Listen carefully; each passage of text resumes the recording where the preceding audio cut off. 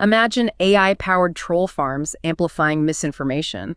That's a near-term threat. And beyond that, He also mentions the potential for AI to assist bad actors in designing, say, more effective cyber attacks, or even helping with the creation of biological or chemical weapons. These are really serious national security concerns. it sounds like ChatGPT was a real watershed moment for him personally. He mentioned the winter before this past year was pivotal. It really seems like it. Seeing what ChatGPT could do, the rapid leap in capability across different areas, it looks like it convinced him that human-level AI, at least in some key aspects, might be, years away, not the decades or centuries people used to talk about. Okay, but not everyone shares this level of alarm, do they? I know Jan LeCun, another giant in the field, is often more optimistic. That's true. LeCun tends to emphasize that humans design and control these systems, and they won't necessarily inherit our negative traits like a desire for power or self-preservation. So how does Bengio respond to that optimism? Well, they discuss it, apparently. Bengio's counter-arguments are, first, that current AI learns by imitating humans, warts and all, from flawed data, so bias and undesirable traits can creep in. Second, he points to research suggesting self-preservation can emerge as an instrumental goal, even from seemingly benign objectives, potentially leading to loss of control. It's not guaranteed it won't happen. So it's the uncertainty that worries him most. Fundamentally, yes. He argues there's just too much we don't know about how these advanced systems will behave. And given the potential stakes, we urgently need more research focused specifically on safety and public protection, not just capability.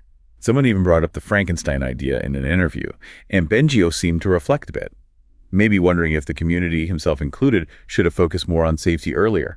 Yeah, there's a hint of that, a sense that perhaps the focus on benefits, coupled with the belief that truly advanced AI was far off, might have led to underinvesting in safety research historically. The recent speed-up forces a reassessment.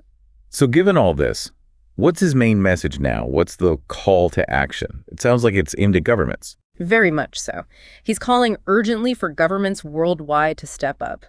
That means legislation, regulation, oversight of AI development and deployment, and crucially, international coordination on this. Because one country acting alone isn't enough. Right.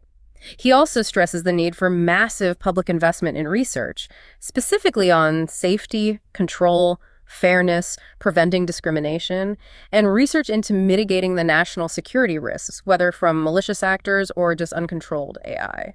Despite the stark warnings, he does see some hopeful signs, like growing awareness among policymakers. He does. He mentioned being positively impressed by the understanding shown by some U.S. senators, for instance. And he expressed hope the Canadian government would also prioritize these issues. And Canada has created an AI Safety Institute. Yes, and he praised that specifically. He called it Canada placing itself on the right side of history. He sees it as governments fulfilling their basic responsibility to protect the public from potentially grave dangers. And this absolutely requires international cooperation, you mentioned, maybe through the UN. He even suggested public reps on company boards. He's pushing hard for international governance frameworks, potentially involving the UN, and yes, ideas like public representatives on AI company boards to increase accountability. He's clear that regulation alone isn't a silver bullet. You need constant oversight. Why? What's the risk if we don't cooperate? He warns about a malign competition between companies just racing ahead without enough safety focus. And worse, a harmful arms race between countries using AI for cyber warfare, election interference, things like that. He even used the nuclear weapons analogy, didn't he? He did.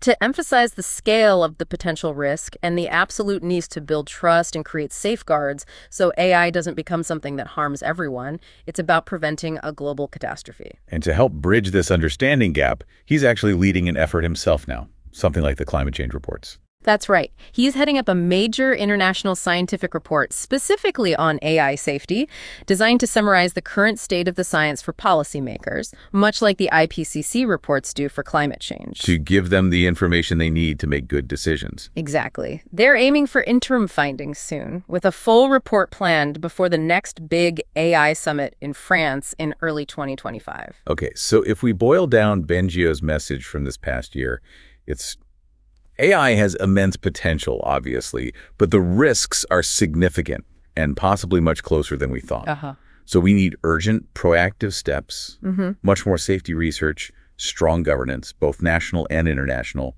and real collaboration. That's the core of it. The key takeaway, I think, is that we're at a really critical point. Bengio's perspective, coming from deep inside the field, suggests we can't just focus on the upsides. We have to actively manage the downsides, cautiously and collaboratively, because the uncertainty is just too high right now. It really forces you to consider that balance, doesn't it? This incredibly rapid progress versus our, well, pretty limited understanding of the long-term consequences. It raises huge questions about the roles we all need to play, individuals, researchers, governments, in trying to steer this towards a future that's actually beneficial. Yeah. Something definitely worth thinking about. And if you found this deep dive into Yoshua Bengio's perspective valuable, please do consider subscribing to Le Podcast de Philippe. We're trying to reach 1,000 subscribers, and your support helps us bring you more explorations like this one.